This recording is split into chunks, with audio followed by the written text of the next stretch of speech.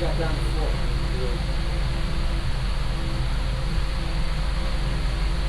I need it.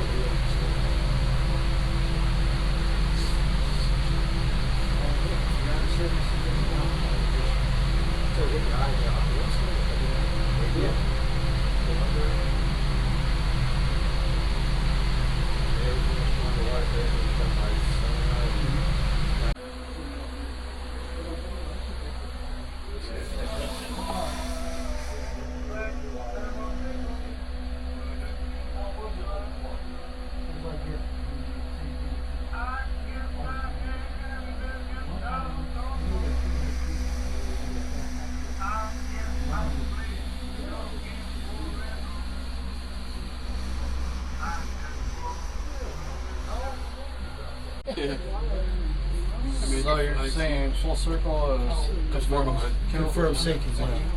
If it was hollow, like white in the middle, It's like the just a line around it, then it's either unconfirmed or damaged.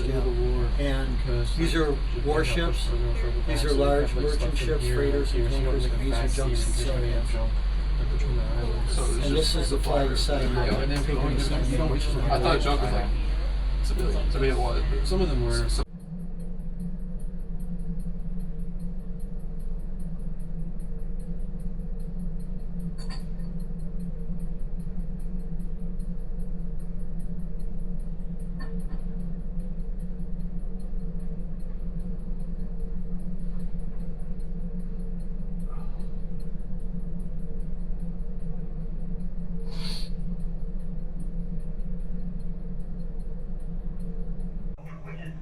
With a smaller head, making it more difficult to see by enemy lookouts.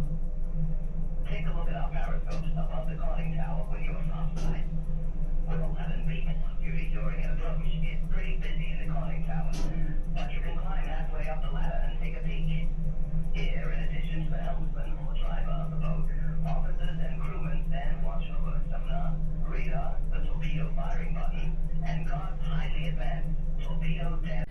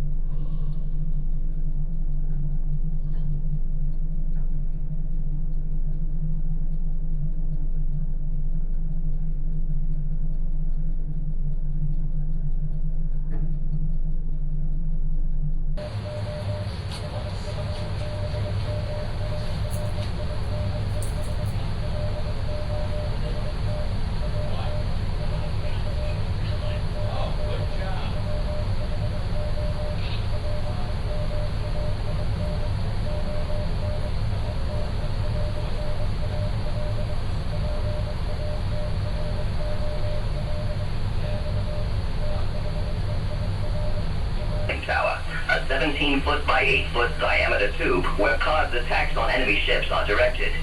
It's where the skipper commands up scope to look through the periscope. Actually, Cod has two periscopes, one for initial or general observation that also has built-in radar, and the attack scope, which is thinner with a smaller head, making it more difficult to see by enemy lookouts.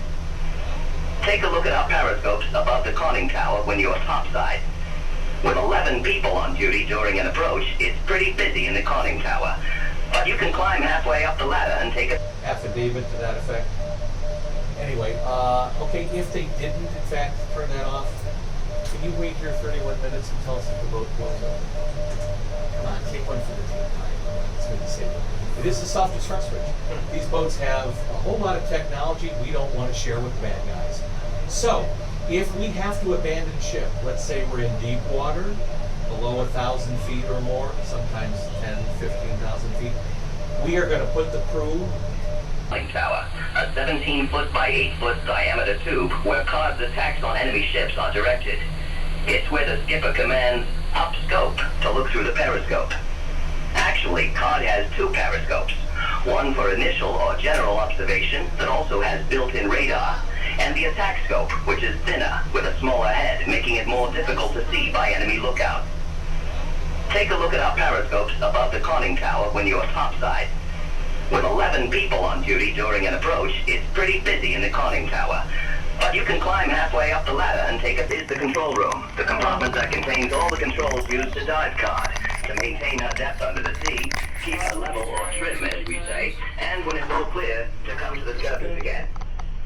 Basically, a submarine submerges by allowing seawater into ballast tanks outside the boat's pressure hull and creating a situation called negative buoyancy. Controlling the speed and amount of water coming into the tanks determines the speed of the dive. To surface, compressed air is blown into these tanks by controlled diving planes. Two sets of fins located on each end of the boat which regulate the steepness of Cod's dives and allow us to change depth while submerged. The bow indicators located on the bulkhead between the brass wheels show the angle of the dive and allow the plane operators to match that angle with the diving officer's orders. My planes were not so skilled that Cod can be at periscope depth in less. Is this the next way after this room?